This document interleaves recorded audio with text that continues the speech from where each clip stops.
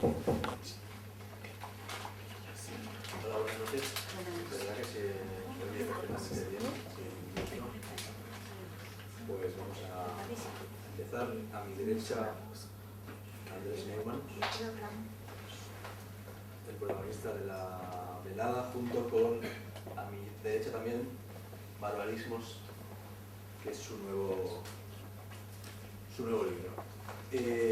Llevo un par de días leyendo, releyendo Barbarismos. Ayer por la mañana lo leí una hora y media de cabo a rabo. Por la tarde lo estuve leyendo de modo más salteado, haciendo un poco de zapping. Y me empezó a ocurrir algo un poco inquietante, que es que por la tarde, cuando lo ojeaba, iba encontrando siempre algo que tenía que ver con lo que me estaba pasando en ese momento. Era un poco como el I Ching, ese libro que siempre te ilumina, que siempre te conecta con algo que estás pensando o que te está inquietando. Y eso me ha vuelto a pasar hoy por la tarde, porque cuando ha empezado a llover he buscado lluvia y me he encontrado con la palabra lluvia, y dice Andrés Neumann: lluvia, fenómeno atmosférico que agua las buenas intenciones de cualquier persona. 2. Fenómeno estético que agua las buenas intenciones de cualquier poema. Yo siempre bromeo con mi mujer sobre que un día escribiremos un poemario en catalán, porque es más fácil ganar premios de poesía en catalán que en castellano, y que se llama pluja, ¿no? Porque siempre en los poemarios catalanes aparece la palabra pluja y la palabra esguard, ¿no? En vez de decir mirada, hay que decir esguard, porque es más poético. Pues lo mismo ocurre con la lluvia en los poemas, que efectivamente estropea los poemas y estropea los caminos. Como dice mi padre, la lluvia es mala porque estropea los caminos. Después, en casa, resulta que se ha anunciado sí, totalmente. En mi casa me he enterado de que se han fusionado la agencia de Carmen Balcells y la agencia de Andrew Wiley. Las dos agencias literarias más importantes del mundo se han fusionado esta tarde en un evento importantísimo en el tema editorial. Les he buscado en el libro Agente Literario y por suerte no está. Ahí se ha roto por fin esta especie de relación extraña que tenía con este libro I Ching, que me daba respuesta a todo. Y eso me ha recordado que conocí a una chica en París hace 20 años, 18 años, que me contó que a ella le pasó eso con Rayuela. Ella utilizaba Rayuela como una especie de manual vital, y siempre que le pasaba algo buscaba en Rayuela la respuesta, como en el I Ching, hasta que encontró un capítulo de Rayuela en el cual se dice que el I Ching es una tontería, porque uno proyecta lo que busca, etc. Y la propia Rayuela la sacó de la hipnosis del I Ching rayueliano. Barbarismos es un libro raro. Es un libro extraño, es un ovni, es un libro difícil de ubicar. Yo creo que cuando yo era pequeño estaba más de moda el tipo de diccionario de autor, de diccionario literario que propone Andrés. Cela trabajó, por ejemplo, este formato de diccionario, pero creo que está un poco en desuso, y he intentado ubicarlo, y me parece que, por un lado, evidentemente, y el libro es muy consciente de eso, es un libro escrito en la época de Twitter.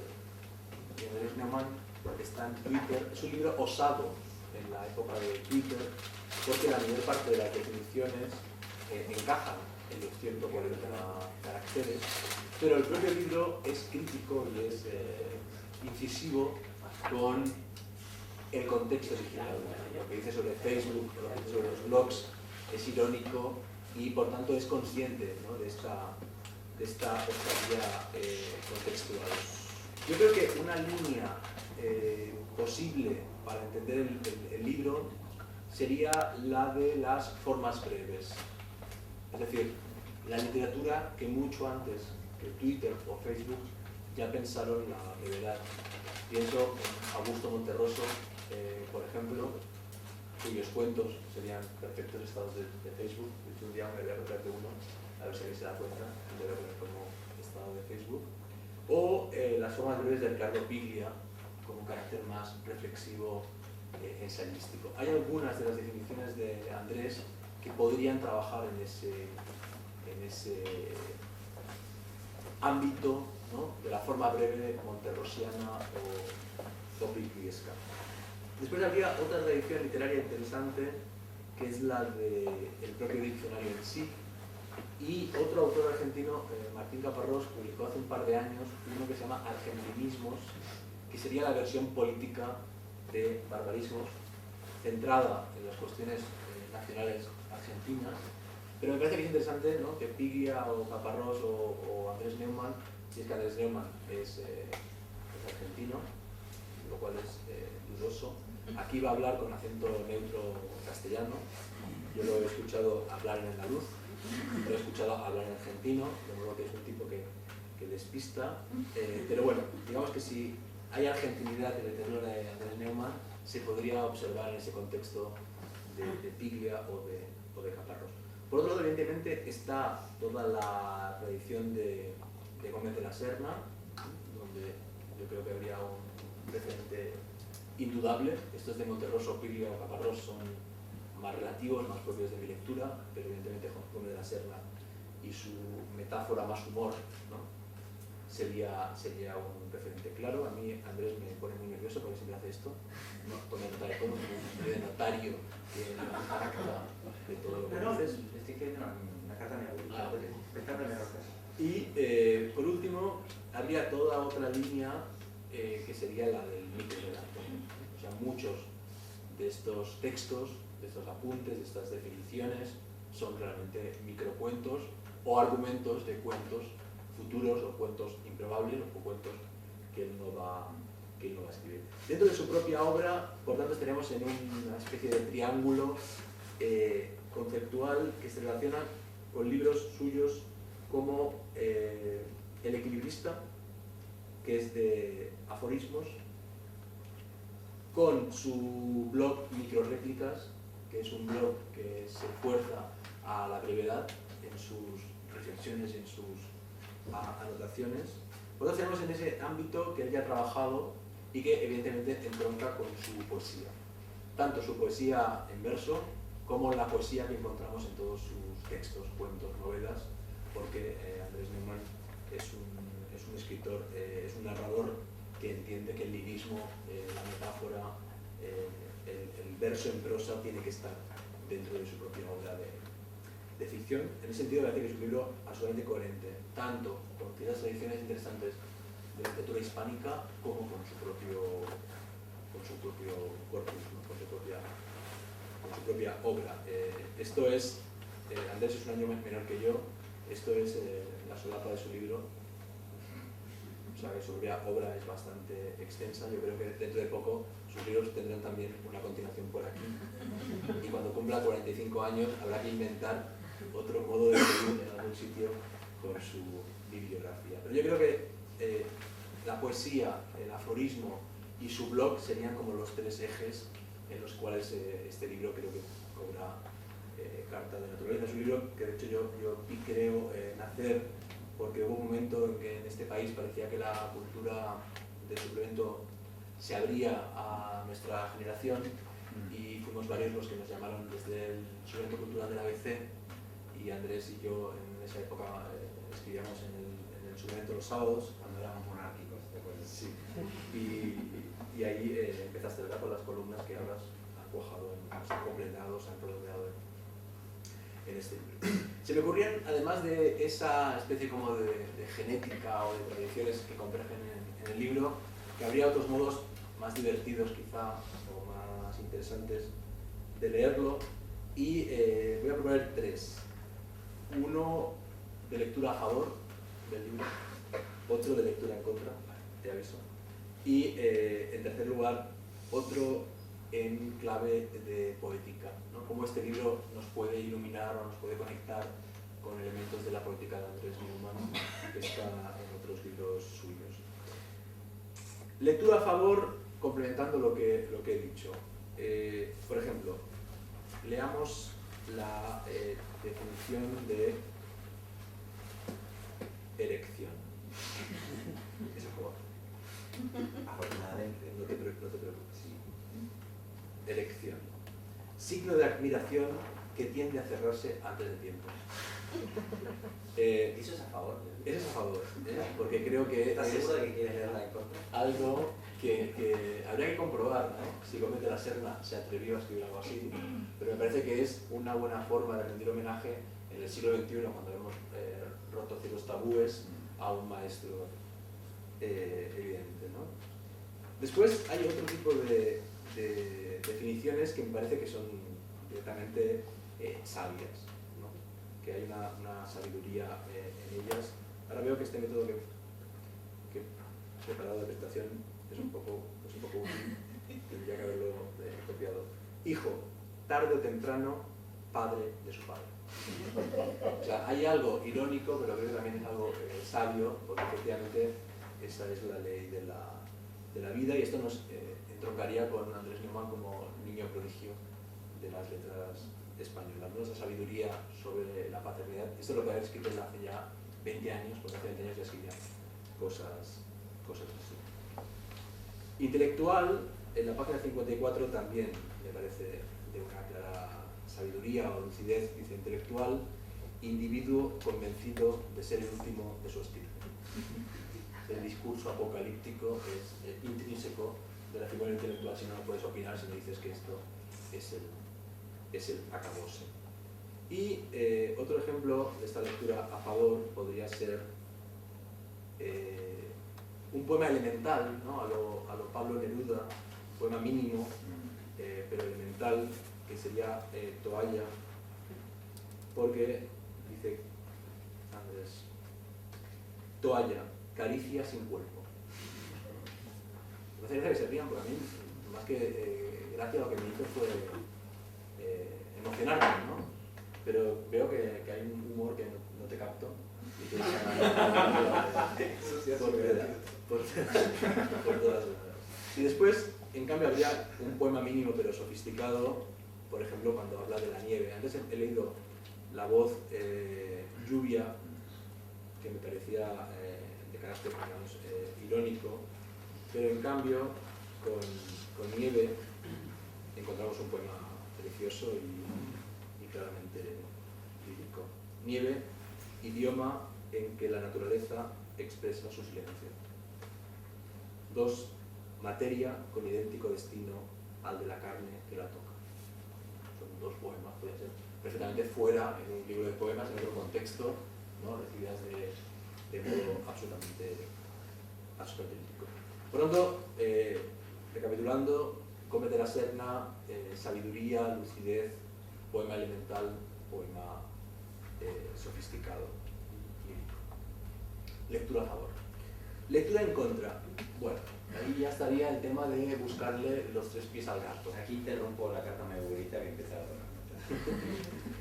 El buscarle tres pies al gato, ¿por qué? Porque claro, no es un libro que haya creado de un modo unitario, lógico, etc.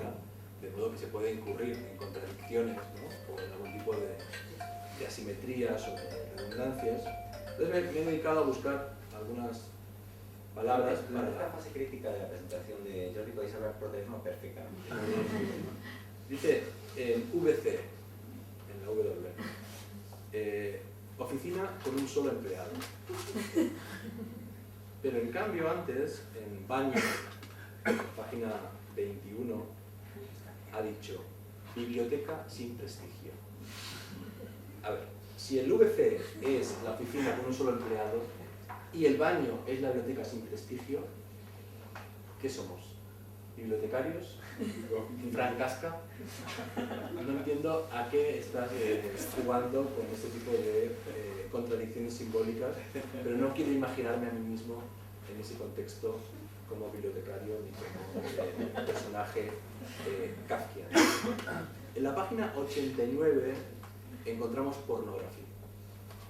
Modalidad ansiosa de autoconocimiento.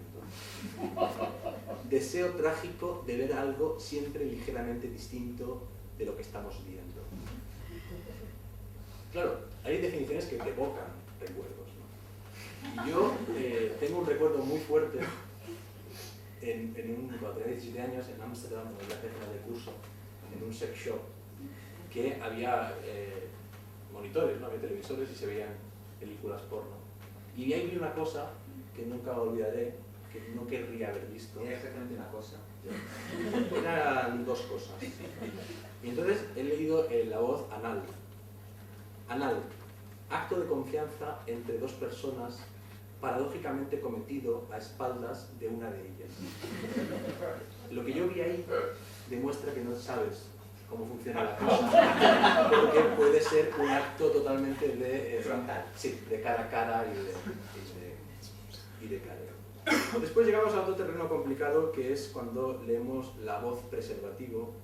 Perdón por el campo semántico que estoy siguiendo. Cada uno se retrata a su manera. Sí, sí, tú también te retratas, como verás pronto.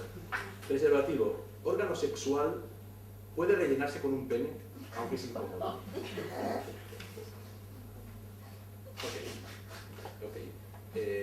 Látex, página 65.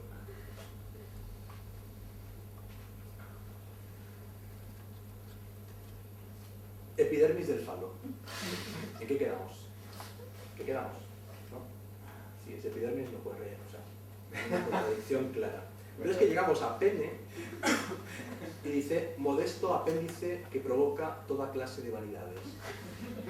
Claro, está pene, preservativo, látex, erección, pero es algo, ¿no?, que no se acaba de puntuar cuando hay que puntuarse. Entonces he buscado vagina, vaginal, coño, no lo he encontrado. He buscado orgasmo, sí que lo he encontrado, y dice en orgasmo Andrés: señuelo para genes, éxtasis que los hombres fingen que nunca fingen. Ni rastro del orgasmo femenino. Y después he buscado masturbación, que sí que está, no está vagina, pero está masturbación, y dice amor portátil, orgía mantenida entre alguien presente y todos sus ausentes.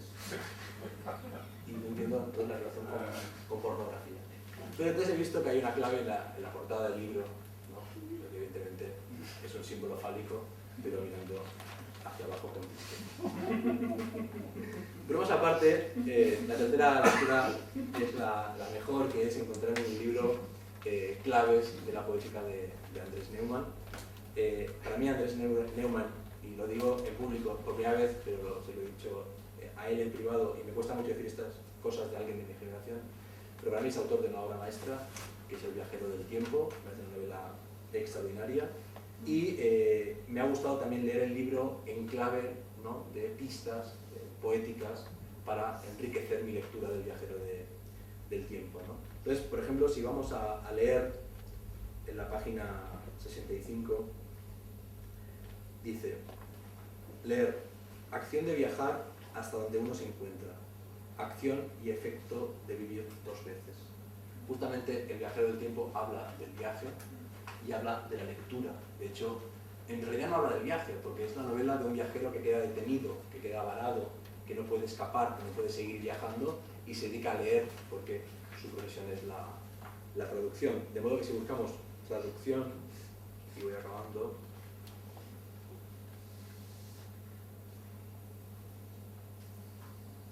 leemos. Es quizá la voz más larga de todo el libro, y no creo que sea casual. Único modo humano de leer y escribir al mismo tiempo. Texto original que se inspira en otro. Ficción basada en hechos lingüísticos reales. Amor retribuido palabra por palabra. Traducción literaria.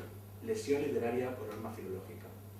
Traducción simultánea, malentendido en estéreo. Una parte del viajero del tiempo donde Andrés Neumann se muestra particularmente brillante es en la traducción. Los protagonistas traducen juntos poemas, y la discusión filológica de las entrañas del poema y de la traducción me parece alucinante. No creo que sea casual que justamente la voz más larga y más pensada del libro pueda ser esta. No he contado más líneas, pero yo diría que esta es la más larga. Y para acabar, leamos poesía, que es lo que los dos amantes, los dos protagonistas de la novela leen juntos y traducen juntos, haciendo una especie como de remake siglo XXI de Lotte y Werther, ¿no? Dice poesía: lenguaje de infalible lentitud que llega siempre antes a su época. Tiempo suplementario de la razón. Lenguaje de infalible lentitud que llega siempre antes a su época. Yo creo que Barbarismos, que es un libro que juega desde el título justamente a ser y no ser un diccionario, a ser y no ser canónico, hay mucha mala uva sobre la RAE, hay mucha mala uva sobre el museo como lugar donde mueren o se congelan los proyectos. En este contexto de un libro que es un antidiccionario, creo que justamente lo que hay es una voluntad de que las palabras justas lleguen a su tiempo, y creo que es una pieza totalmente coherente con el conjunto de tu obra, y espero que no te tomes a mal la alusión al símbolo fálico de la...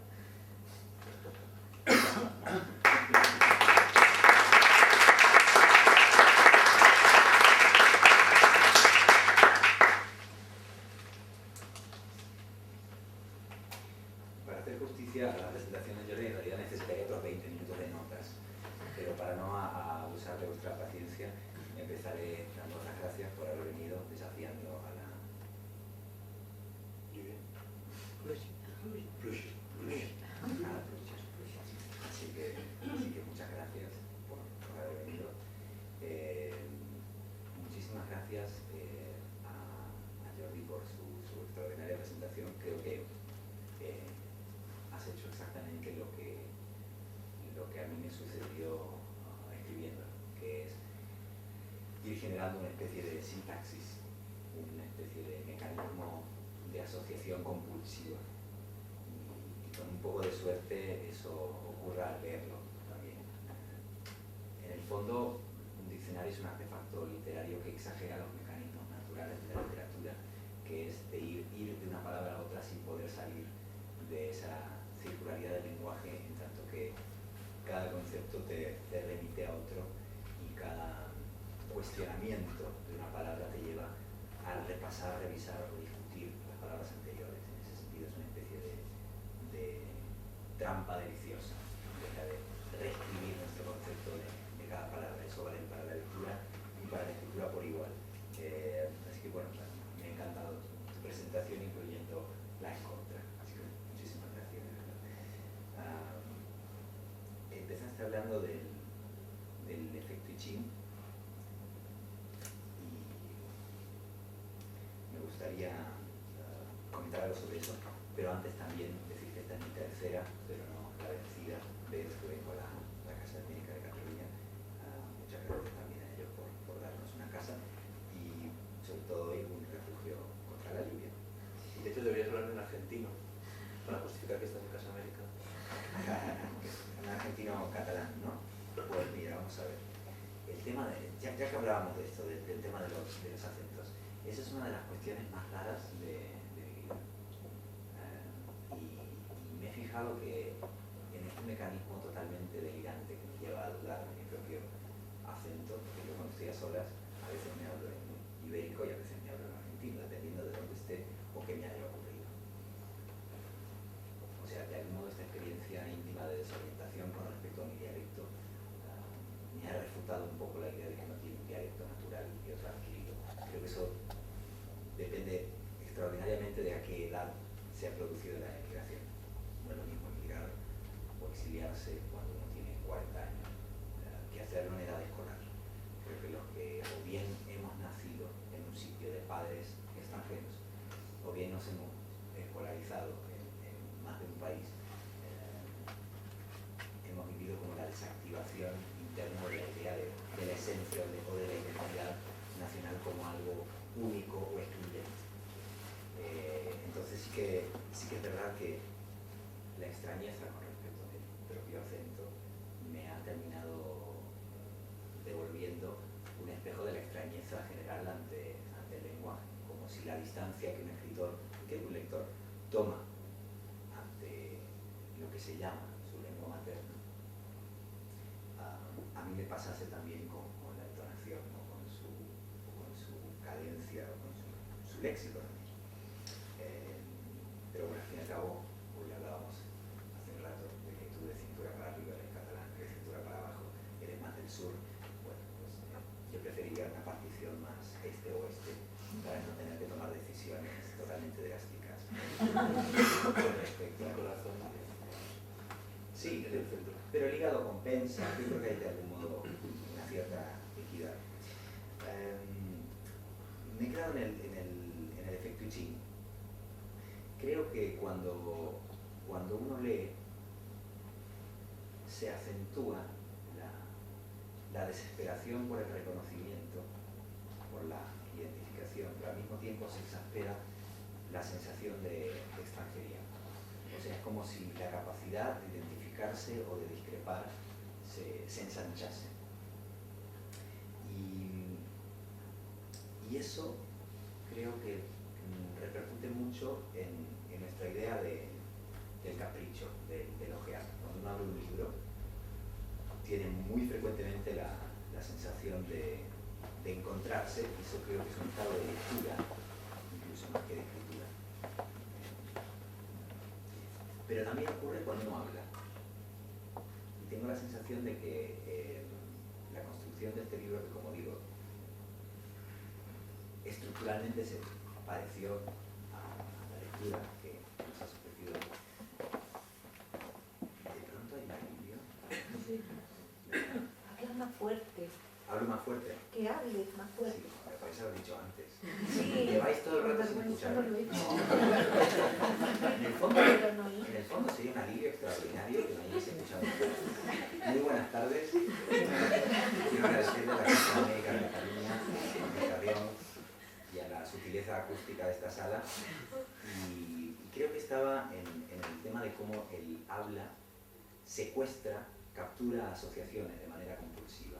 Entonces a mí me ocurría, mientras estaba escribiendo este libro, que me llevó más o menos 5 años, podéis imaginar 5 años intermitentes, como de bucle, de mucha obsesión durante unas temporadas y de olvido durante otras, hasta la parte final, que fue la del trabajo de conjunto, del artefacto completo, y por lo tanto fue un trabajo bastante más monográfico y constante. Me ocurría, digo, durante la escritura de este libro, que cada palabra que leía o que escuchaba era susceptible de entrar en el diccionario y era susceptible de ser redefinida en el diccionario, ¿no? Y por esa misma razón me resultó un libro del que me costó salir. O sea, la terminación, la finalización de este libro resultó un poco agónica. Hubo un momento que yo considero muy hermoso de la construcción del libro y que no fue gracias a mí, sino gracias a mi editor, que está presente y que se llama Juan Casamayor, el director de Páginas de Espuma. Si mi miopía no me engaña, creo que sigue a mi izquierda. Reconozco su bigote canoso, parcialmente canoso, Juan. Y ese momento fue cuando le presenté el manuscrito, convencido de que era un libro predominantemente social, colectivo, o sea, un libro que tenía que ver con cuestiones relacionadas con nuestra sociedad, con la economía, un libro muy que se fue impregnando de la mal llamada crisis económica, que en realidad es una especie de redistribución brutal o bárbara de la riqueza, si queréis, un proceso de desdemocratización, pero no es una crisis económica. En todo caso, el libro fue absorbiendo como una esponja el clima que circundaba el léxico, ¿no? Como se fue construyendo un eufemismo en torno a los derechos, a la pérdida de derechos, al cambio de modelo financiero, etc. Es un libro que... Bueno, Sí, buenas ¿sí? tardes. Vale. Gracias. Bueno, como les decía, muy buenas tardes, muchas gracias por venir. Tengo toda la sensación de que esto es un déjà vu, pero de manera profesional voy a continuar como si no pasase nada, y por lo tanto quería agradecer a su presentación. Esto se llama flashback en narrativa, pero como estamos en la lexicografía, no sé muy bien qué recurso narrativo emplear para continuar con el hilo.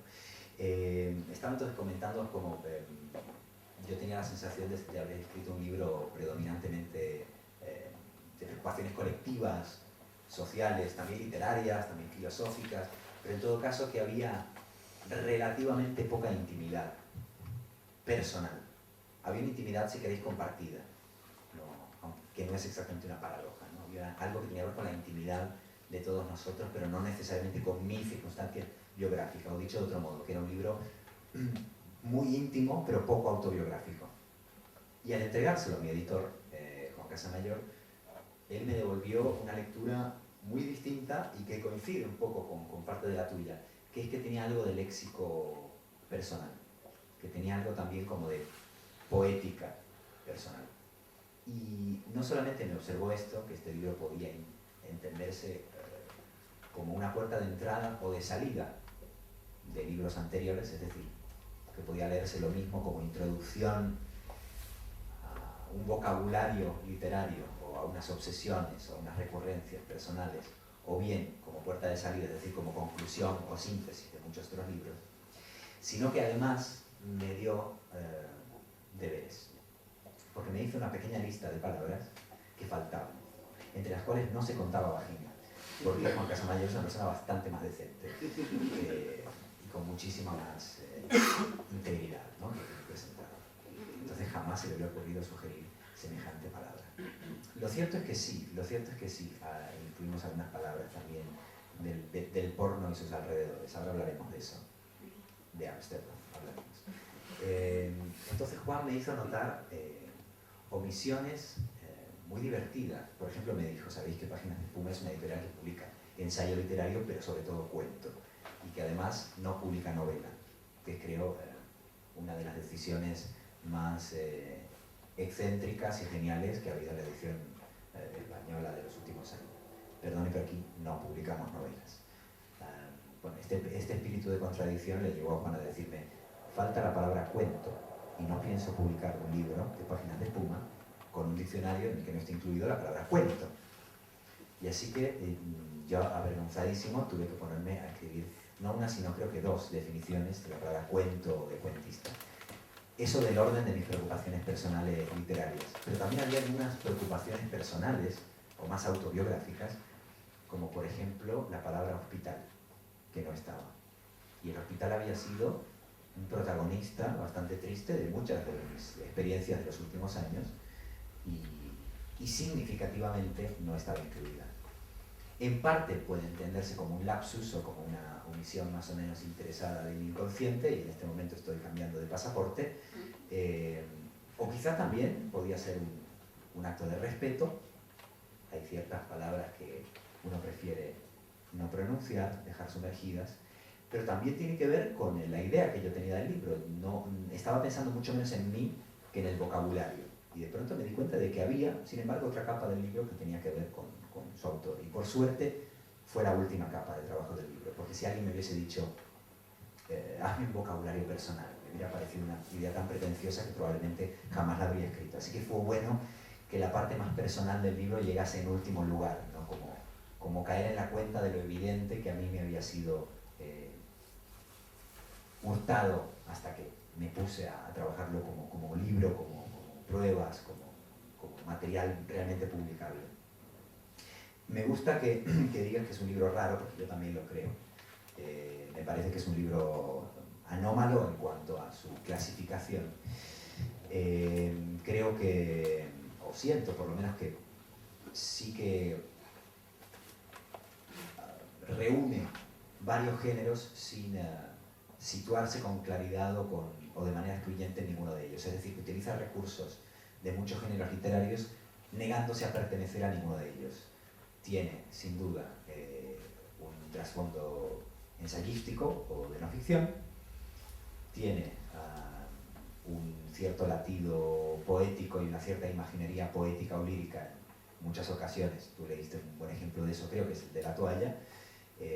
Sin ninguna duda que tiene una entonación aforística, tiene algunos gestos micronarrativos, pero creo que no es ninguna de esas cosas. Creo que no es exactamente un libro de aforismos, creo que es nada más o nada menos que un diccionario. Un diccionario canalla, un diccionario desviado, un diccionario que contesta al diccionario. Y en este punto existe una tradición al respecto, pero es una tradición paradójica, creo. Existe una tradición, digo, porque uno puede pensar, para mí fue un referente sin ninguna duda, más abstracto que concreto, que es el diccionario de Ambrose Bierce, el diccionario del diablo de Ambrose Bierce. Digo que más abstracto que concreto porque el diccionario de Ambrose Bierce no es un diccionario. Esto es algo que de tan evidente no se suele decir cuando se comenta ese libro. Ese libro es una enciclopedia. El diccionario del diablo es una enciclopedia. Tiene un estilo digresivo, las entradas del diccionario del diablo son casi todas largas, tienen muchas alusiones culturales y un cierto carácter argumentativo. O sea, está más cerca de Borges que de Wallace Stevens o de Joseph Joubert. Yo pienso que en su sátira de la erudición y en su sintaxis, el diccionario del diablo no es un diccionario sino una enciclopedia. Y también está el diccionario de ideas comunes o de lugares comunes de Flaubert, que tampoco es un diccionario. Es una lista de palabras o de notas más o menos asociadas con sus lecturas y con su escritura. Es como un cuaderno de notas paralelo a su trabajo, ordenado alfabéticamente. Pero la gramática de ese libro no es en absoluto un diccionario y el tono, sobre todo, de esas entradas no son de diccionario.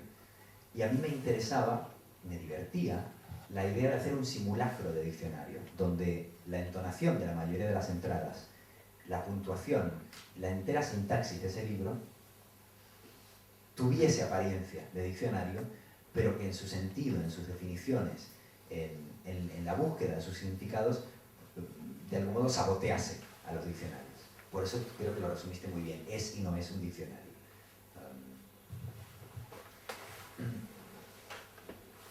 Luego mencionaste Twitter y la tradición. Me siento muy cercano a tu razonamiento de cómo se ha abusado de la pregunta de cómo las nuevas tecnologías influyen en la literatura y se ha buceado relativamente poco en el razonamiento contrario, cómo la tradición literaria ha influido y ha alimentado las nuevas tecnologías. Creo que iría siendo hora emplear algún tiempo en teorizar en ese sentido, más que en el contrario, porque efectivamente el blog se ha beneficiado siempre de la crónica, de la crítica literaria, del columnismo, de todos los géneros previamente disponibles que quedan fusionados, si queréis, en el blog. Twitter se ha beneficiado del microrrelato, del aforismo, y toda esa tradición disponible que tiene que ver, como tú muy bien has dicho, con las formas breves, creo que le ha dado sentido a las nuevas tecnologías que al mismo tiempo repercuten y modifican esa tradición. Así que yo diría que es una relación bilateral y bidireccional. Pero al mismo tiempo creo que estaría bien, ya sería hora de superar el debate respecto de estar a favor o en contra de las nuevas tecnologías, o sea, de ser, para decirlo con Humberto Eco, apocalíptico o integrado. Creo que es muy tarde para eso. Sería como ponernos a debatir si nos interesa o no estar en el siglo XXI. Lo que me parece que puede resultar una superación de esa dicotomía es poder estar en Twitter y criticar Twitter.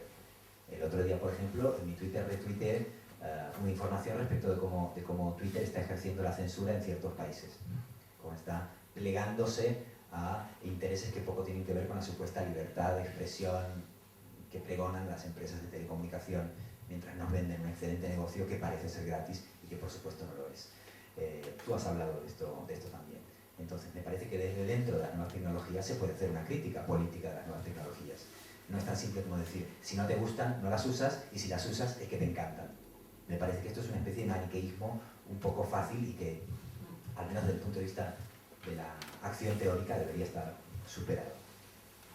Por lo demás, la entrada de Twitter, que ligera, pero bastante descriptiva, bastante literal, para quienes estéis en Twitter: conjunto de pies descalzos, gatos soñolientos y platos sin ingerir, expuestos en orden cronológico. Y la definición de Facebook creo que tiene que ver con el sistema de espionaje, ¿no?, que funciona a nivel social, pero también a nivel estatal y político. Un par de cositas más. Ramón Gómez de la Serna. A mí me parece Ramón Gómez de la Serna uno de los grandes escritores de la historia de España, pero que al mismo tiempo me parece un clásico mal leído o mal interpretado. No ha tenido la suerte que ha tenido un genio más o menos contemporáneo, creo que a su altura, como Valle Inclán. O sea, Valle Inclán ha tenido un lado, bueno, si quieres que ha envejecido peor, como pueden ser algunas de sus novelas, y un lado que sigue siendo una vanguardia muy vigente, como puede ser, por ejemplo, la de sus experimentos, ¿no? Creo que la historia literaria ha hecho una discriminación justa dentro de la obra de Valle Inclán, es decir, que podemos percibir, por mucha admiración que tengamos por su prosa, como las sonatas son literatura antigua y como Luces de Bohemia es una literatura de una actualidad espeluznante, ¿no? En su estilo, en su lenguaje. Y sin embargo Ramón creo que no ha tenido esa misma suerte. Creo que Ramón ha sido inmortalizado y castigado por las greguerías. Entonces lo primero que me gustaría decir respecto a él es que sería espléndido prescindir de las greguerías durante varias décadas a la hora de referirnos a Ramón. Porque Ramón era un excelente ensayista, un experto en arte absolutamente admirable, alguien muy conectado con las vanguardias europeas de su época y que para mí tiene tanto más interés que un Jean Cocteau, que recibe interminables homenajes en Francia, exposiciones, museos, efemérides, reediciones, y creo que Ramón, que sería el Cocteau de la lengua castellana, por así decirlo, pues por alguna razón siempre está bajo sospecha o bajo malentendido. Tiene novelas muy anómalas y extraordinarias, como La Nardo, por ejemplo, que es anómala ya desde su mismo título, ¿no? La Nardo, que así llamada porque La Nardo es una mujer con ese sobrenombre, ¿no? Pero desde su mismo título se roza la gramaticalidad, ¿no? Creo que en Ramón hay mucho de tantear los límites de la lengua, de la gramática y del sentido común de su época. Ahora bien, si nos referimos a sus greguerías, yo tengo un conflicto con ellas. Porque por un lado, ¿quién no ha disfrutado, no se ha reído con una greguería o no recuerda una greguería? Tengo muy nítido el recuerdo de cuando en algún momento del instituto, que ahora se llama secundaria, como se llamaba el instituto cuando yo estaba en Argentina, así que de algún modo ya no sé si hice el instituto, la secundaria, las dos cosas. La ESO. Luego fue PUP, ahora es ESO, y ahora está atendiendo a la política del ministerio, más bien aquello.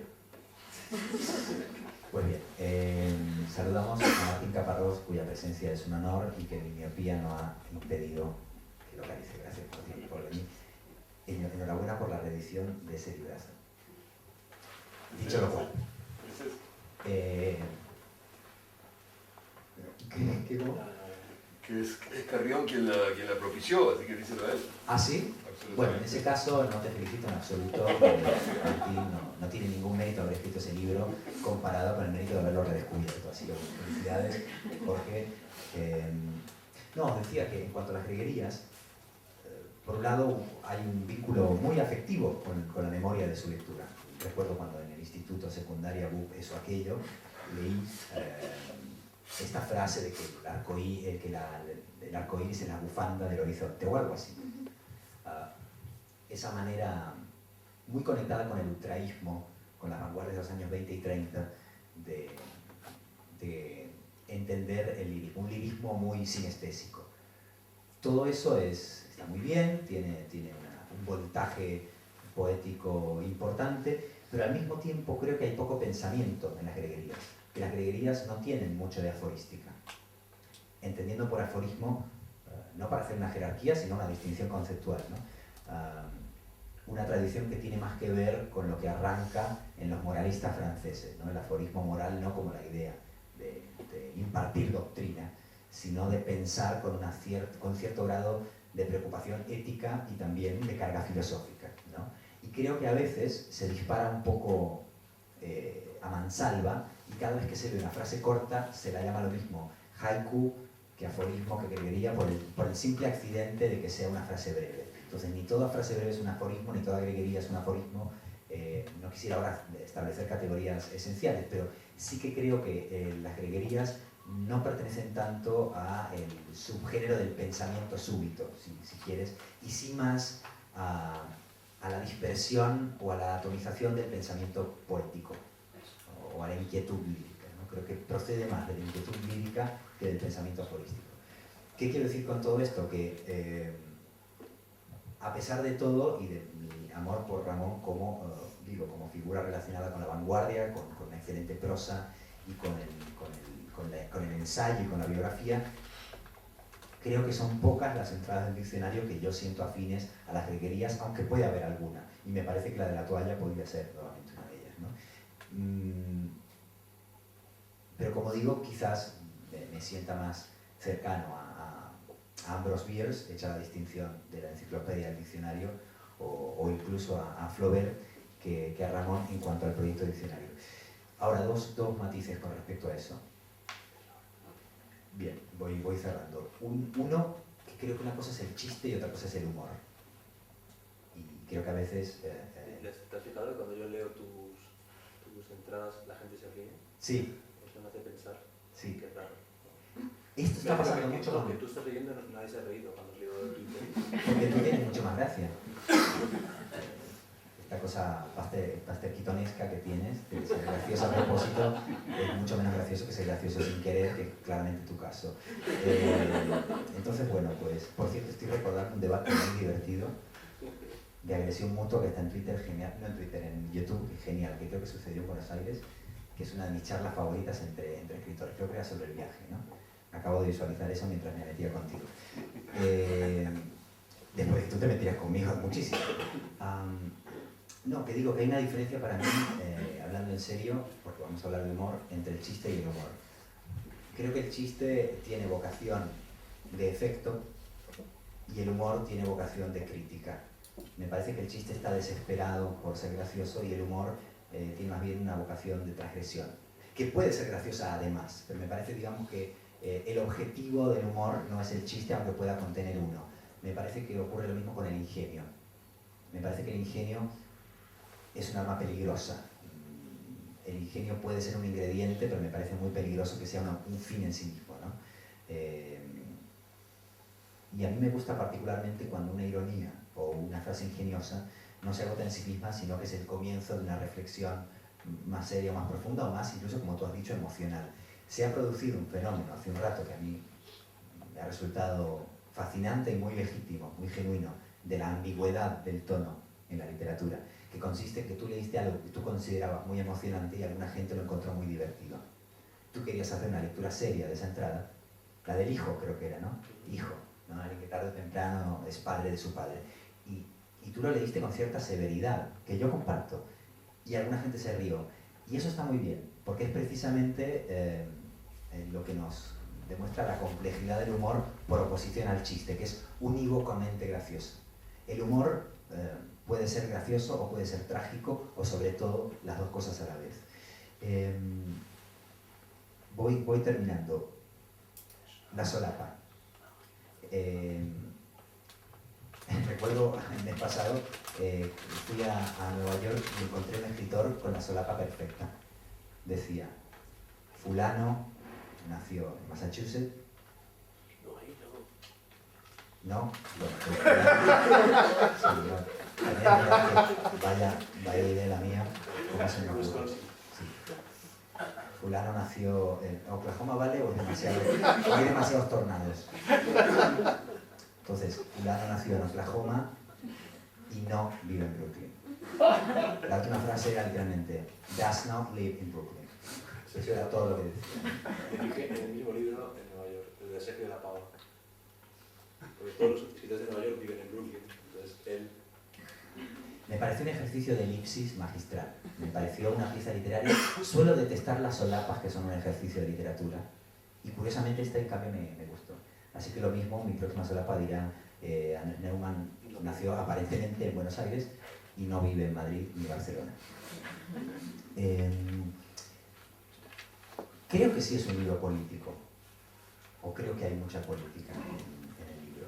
En un sentido literal y en un sentido figurado. En un sentido literal porque hay muchas palabras que tienen que ver, como he dicho, con la crisis de desdemocratización que estamos viviendo, con la permutación de los derechos por las finanzas. Hay mucho de política europea también y de política nacional. Hay mucha reflexión sobre lo postcolonial, podríamos llamarlo así, pero también creo que es figuradamente político porque el cuestionarse desde el principio, de raíz, radicalmente, el significado de una palabra, tiene algo de político o de profunda ideología, ¿no? ¿Qué quiere decir esta palabra o qué quieren los demás que signifique esta palabra?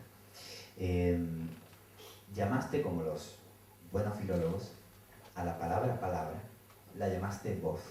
Y de pronto siento que acertaste muchísimo por enésima vez, porque la palabra voz creo que define, por un lado, lo que tiene de trabajo con el lenguaje, con el léxico, pero lo que tiene también de poética personal.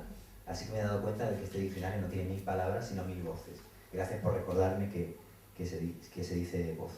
Y en cuanto, bueno, por eso me había anotado aquí, que no entiendo mi letra, que sí que hay un juego de homenaje y de sátira al diccionario como institución, y que tiene algo de asalto a las instituciones y a la institucionalización de ciertos conceptos o de cierta idea del arte. Ojalá que en este libro haya algo de intento de desautomatización de la frase hecha y de desactivación del lugar común, como lo llamaría Flaubert. Y me gustaría entonces, para acabar, leer algunas de las pocas entradas que me permitan leer, incluyendo algunas de género, aunque no sean vagina. Vamos a ver. Primero hay una que es, vamos, como alguien casado con una feminista, creo que es, por lo menos en mi experiencia, es profundamente cierta. Feminismo, liberación de ambos sexos en nombre de la mujer. Fémina, mujer prehistórica.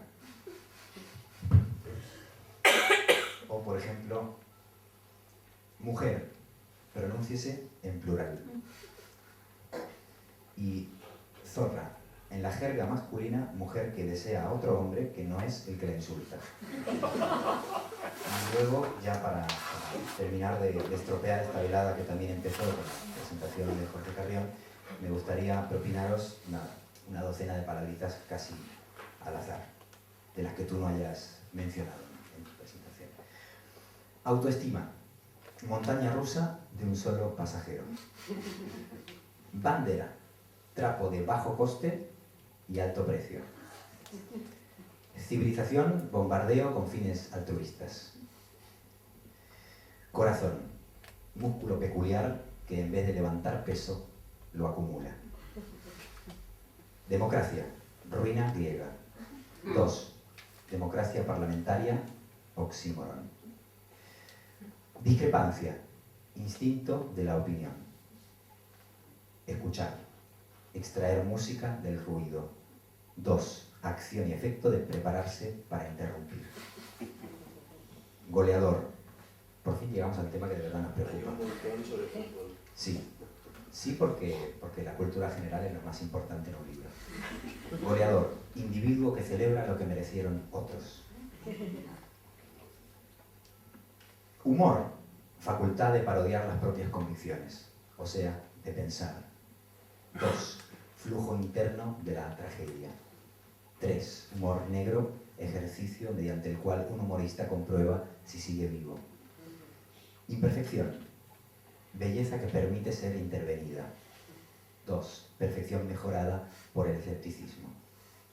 Joder, esto no es una exclamación, es un vocablo o voz. Joder, verbo transitivo de admirable polivalencia. Kitsch, mal gusto de buen gusto.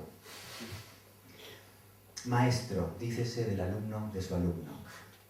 Maternidad, no va con segundas. Momento de plenitud de una trabajadora antes de ser despedida. Noviazgo, periodo durante el cual dos enamorados hacen todo lo posible por no conocerse. Pensamiento, equivocación fértil. 2. Flor muy escasa de riego. Religión, asombro mal encauzado. Santo, individuo tocado por un don divino para elegir a sus biógrafos. Sinónimo, creo que este podría ser un posible resumen del libro. Sinónimo, matiz fatal. Tolerancia, versión diurna de la intolerancia. Traducción, ya la leíste tú, podría ser también la entrada más importante del libro. urna, recipiente que acoge los restos de un individuo. 2. En las jornadas electorales, idem. Viejo, joven tomado por sorpresa. Xenófobo, individuo al que le repugnan sus propios ancestros.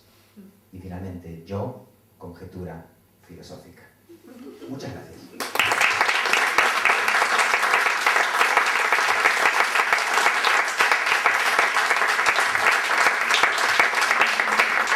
Si hay alguna cuestión que queréis comentar, con Andrés, alguna pregunta, alguna petición. Sí, yo quería hacer una observación a propósito del humor, estas palabras que ha dicho sobre el humor y el chiste. Hay un libro de Bergson, La risa, que bueno, que ya que de más de un siglo que se publicó, ¿no? La risa, donde Bergson, que es un filósofo, ¿cómo se llama? Bergson, digamos, me dice que la risa tiene el fenómeno social como de despertar al dormir, ¿no? Espabilar a alguien socialmente, no desde el punto de vista individual. Cierta catarsis, ¿no? Sí, sino de poner en evidencia a alguien que está como de fuera del juego, fuera del compás que lleva la marcha de la civilización y de la historia. Porque siempre dice que hay un fenómenos que bajan y otros que suben. Entonces yo querría que me dijera qué opinión me merece esta reflexión. Y por otra parte, creo que su libro está bastante impregnado del pensamiento de Jardiel, que es para mí más agudo en el sentido del humor, sobre todo en sus geniales, algunas obras que son estupendas, que las greguerías, las propias greguerías. No sé, muchas gracias. No, muchas gracias a usted por ser tan sintético y sesudo, eso no es fácil. En cuanto a lo primero, bueno, está muy bien que saque usted a colación un filósofo de la fenomenología para referirse al humor, porque eso nos remite a cómo el humor ha intrigado mucho a la tradición filosófica, en tanto discurso subversivo y no en tanto entretenimiento. Quizás esa sería otra manera de decirlo. El chiste pertenece al orden del entretenimiento y el humor pertenece al orden del pensamiento. Y esa parte humorística ha interesado a más filósofos de lo que creemos. Yo, de hecho, por ejemplo, quizás un poco de acuerdo con Borges, me imagino, aunque él no lo haya expresado así nunca que yo recuerde, me parece que Schopenhauer es divertidísimo, en el sentido humorístico, no en el sentido chistoso. Y en cuanto a lo segundo, está muy bien que traiga a colación a Poncela, o Jardiel, como se le suele llamar, porque no sé si ha tenido ocasión de ver el libro o el prólogo, pero el prólogo de José María Merino, que ha tenido un sentido del humor extraordinario, prologándolo, siendo que él pertenece a la Real Academia Española, que no sale precisamente bien parado en este diccionario, termina firmando su prólogo con un aniversario absurdo, impar, un aniversario, no sé, pongamos número 62, no recuerdo, de Jardiel Poncela. Así que evidentemente Merino, que es un gran conocedor de la tradición castiza y heterodoxa, hay una sintonía, pensando más en Jardiel que en Ramón. De hecho, Merino no menciona a Gómez de la Serna, pero sí menciona a Jardiel, así que él estaría muy de acuerdo y yo también con esa reflexión. En mi defensa diré que nadie ha entendido por qué yo no he dicho en ningún momento la palabra greguería. He dicho varias veces Ramón, pero Sí, he evitado la palabra por motivos que Andrés ha expresado.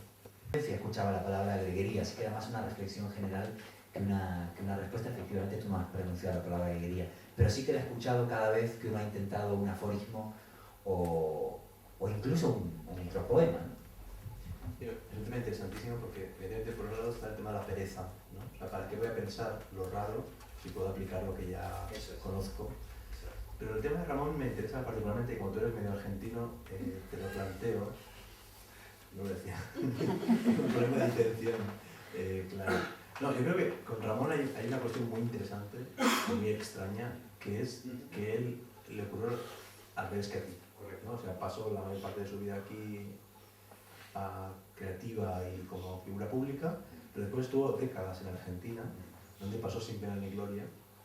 Estuve en su casa una ocasión con su nieta, creo que era hija o nieta, y hablábamos sobre eso, sobre por qué Borges, Silvina Ocampo, todos mitificaron cualquier extranjero que hubiera en Buenos Aires, fuera polaco, fuera cubano, fuera donde fuera, pero en cambio eclipsaron, ningunearon totalmente a un gran escritor que además se interesaba con el arte contemporáneo, que escribió sobre el tango, que era un gran erudito, que era un gran conversador, pero de algún modo, por el tema postcolonial, Argentina, digamos, no quiso saber nada de Ramón y le negó una posteridad en la cual su obra más compleja, de madurez, de variedad ensayística, se hubiera conocido, y en cambio lo que hizo aquí, que fue el pombo y las greguerías, es lo más... No, totalmente de acuerdo. De hecho, a eso me venía a referir cuando trataba de casi preventivamente de apartar las greguerías de la obra de Ramón, no porque no me gusten nada las greguerías, sino porque creo que a veces es una forma de malinterpretarlo, incluso voluntariamente, ¿no? O malintencionadamente. También hay que, claro, a Ramón le pasó, sí, el camino de vuelta, que fue el caso de mi familia, pero también una edad distinta, como comentábamos antes. Mi circunstancia tiene que ver con escolarizarse en los dos países y con no saber muy bien cuál de los dos es el tuyo, o mejor dicho, sí sé, son los dos, lo siento como mío, ¿no? El otro día comentaba, me parece un resumen, no sé, sentimental, razonable, que mi madre nació en Buenos Aires y murió en Granada y que ninguna persona decente puede elegir entre la cuna y la tumba de su madre, ¿no? Como modo de evitar la dicotomía respecto de las dos orillas. Pero, volviendo a Ramón, yo creo que tiene mucha razón que a Ramón le hubiera ido distinto de haberse exiliado en México. También es verdad que el Grupo Sur, al que tanto se le debe de lo grandioso y de lo malo del campo literario argentino, lo grandioso sería casi ocioso enumerarlo demasiado, ¿no? Pero bueno, un cosmopolitismo extraordinario, una naturalidad con las distintas tradiciones abrumador, una cierta condición políglota también, la curiosidad en intergéneros, la relación con otras artes, etcétera, etcétera. La escritura en colaboración, que eso es algo que, curiosamente, en estos tiempos tan aparentemente interactivos, hacemos menos que aquel grupo. Y de lo malo, bueno, pues esta especie de pensamiento aristocrático de la cultura, digamos, el clasismo en todas sus variantes, ¿no? Pero también se adelantó el Grupo Sur a algo que tiene que ver con un pensamiento postcolonial a priori, que es como un giro imposible, ¿no? Y muy torpe. Pero sí, tiene algo de... la posición de Borges con respecto a España en general era compleja y conflictiva, y en eso creo que se adelantó a lo que pasaría varias décadas después. Y sin duda que Ramón pasaba por ahí cuando le ocurrió, ¿no? Habría que preguntarse si eso tampoco, no tendría que ver también con que parte de la historia de la edición en Argentina la hicieron editores españoles migrados. De esto se habla relativamente poco. Se habla nada más del desembarco menemista de los grandes grupos editoriales españoles en Argentina en los años 90, pero no se habla un poco de la arqueología de ese fenómeno que empezó un poco antes, que tiene que ver con toda la estirpe de editores españoles que terminaron publicando autores argentinos en Argentina. Creo que ahí se inicia una relación tensa que cruza lo económico con lo literario. Pero bueno, para no liarnos más, decir que sí, que efectivamente creo que Ramón merecería el mismo respeto que Cocteau, y sobre todo, como digo, el mejor favor que le podríamos hacer es leerlo oblicuamente, ¿no? Y por lo tanto desde el principio. ¿Alguna cosilla más? Si dices cosilla ya los puedes... ¿Alguna cuestión trascendental que alguien quiera? Vas a hablar de Ámsterdam, pero cortaron antes. Confiaba en tu mala memoria, pero veo que no, veo que el porno tiene algo memorable. Veo que quieres crear un problema. Hemos conseguido acabar la presentación sin pero no, ningún que tipo de conflicto. que termine arriba. Literalmente, ¿no? Bien. Bien, pues a ver cómo conseguimos que esta presentación sea iniesta, veamos. A ver, a mí me tentaba mucho hacer hacer varias entradas que rozaran el porno y la obscenidad y estilizarlas un poco. Incluir, como tú muy bien dijiste, conceptos o fenómenos oficialmente excluidos de los diccionarios y que solo podrías encontrar en una enciclopedia sexológica, ¿no? Y hacerlo con humor también. Creo que el de la pornografía es un ejemplo de ese intento. Esto de que la pornografía es un modo de autoconocimiento, creo que es una reflexión también generacional y de época, pero también desde un punto de vista de la tradición. Decíamos antes cómo es interesante ver cómo la tradición puede ayudarnos a repensar las nuevas tecnologías. La idea de que el porno tiene un sustrato trágico en la medida en que se trata siempre de ver algo ligeramente distinto de lo que estás viendo, eso conecta con el romanticismo. Es curioso, uno pensaría que la pornografía es lo contrario del romanticismo, pero no lo es. Es la utopía de la visión completa, de la epifanía completa, donde por fin entiendes, donde por fin ves. Y sin embargo está lleno de malentendidos, de elipsis, de lugares comunes. O sea, hay un todo que es inaccesible, tanto para el pensamiento como por la pornografía. Y me parecía interesante, y vamos a Bergson ahora de nuevo, intentar una cierta aplicación de recursos de la filosofía a conceptos que muchas veces han sido banalizados, ¿no? O reducidos. Creo que la pornografía es un fenómeno sociológica, estética, ideológicamente serio, complejo y que merece atención. Como en su otra época, la pornografía de su época puede considerarse lo que ahora se entiende por arte. La fotografía erótica, que ahora se vende como arte antiguo, era la obscenidad de su época. Y no me cabe duda de que las películas porno, por ejemplo el porno casero de hoy, será coleccionado como objeto vintage y de extraña distinción dentro de 100 años, aunque esto nos parezca inconcebible. Pero para acabar con Ámsterdam, diré que fuimos toda la clase de viaje final de curso, bueno, eso, para conocer y por motivos filosóficos. Acabo leyendo no acabo leyendo dos definiciones, sino con dos palabras del libro. La primera es orgía, multitud solidaria. Y la segunda es felación, pero la leeré en casa. Buenas noches.